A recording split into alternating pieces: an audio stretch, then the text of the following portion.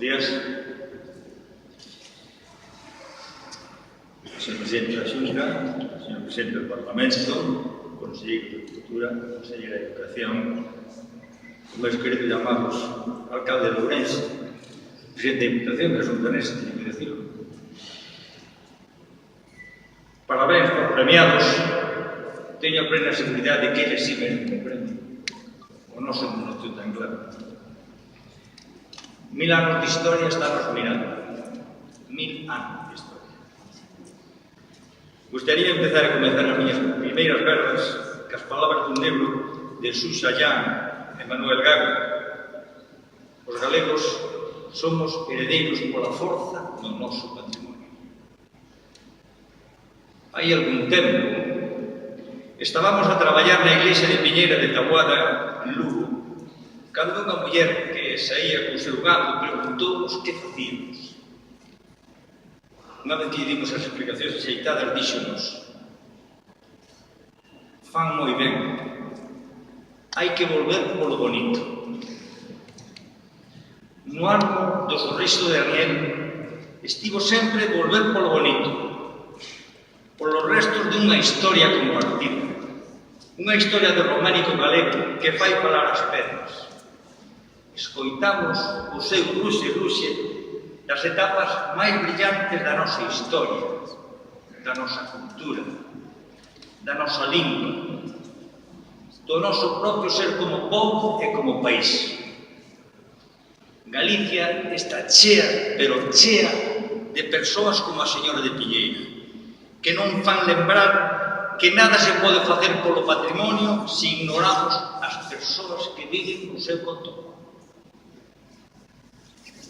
Dende o sorriso de Aniel, queremos que nin a nosa curta e humilde trayectoria justifica a concesión deste premio, nin as nosas relacións que a Consellería son tan boas como para pensar que o premio recibímolo pola nosa proximidade.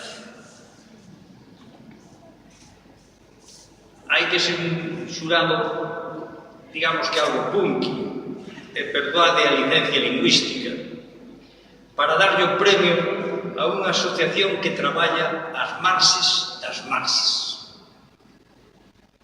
De boa gana, pero de moi boa gana, trocaríamos o premio pola consecución de algunhas das nosas demandas.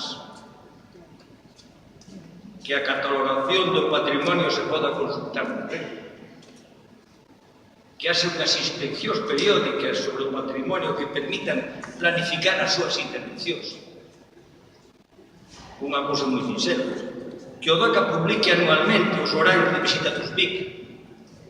E por que non dicirlo? Que o románico da Ribeira Sacra deixe de ser como adxetivo na cultura de patrimonio da humanidade.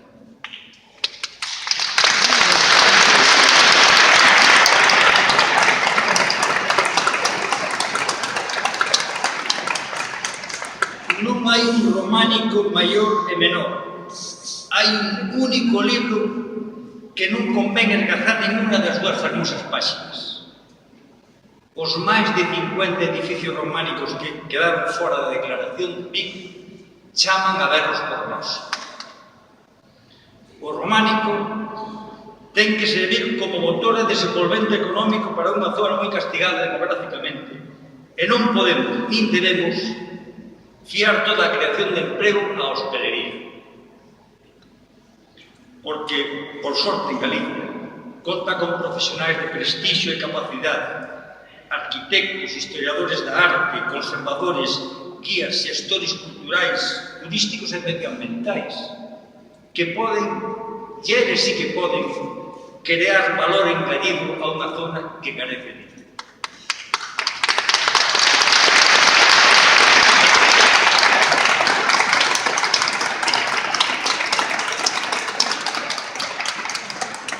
Estamos certos que o xurado non buscaba tanto premiar o patrimonio ao sorriso de Aniel como facer un recoñecemento a eses miles de homes e mulleres, artesáns, labregos e mariñeiros, tamén algún deles, homes e mulleres de iglesia, que levan máis de 800 anos coidando do noso románico. Labores de xente anónima e calada que serviron para que o patrimonio románico transitase case 9 séculos e chegase a nós. Coidamos que o premio é para todos estes galegos que prestaron e deron o seu apoio. Gracias por considerarnos a nós unhas mãos acaídas para trasladarse. Ese traballo comunal e anónimo que está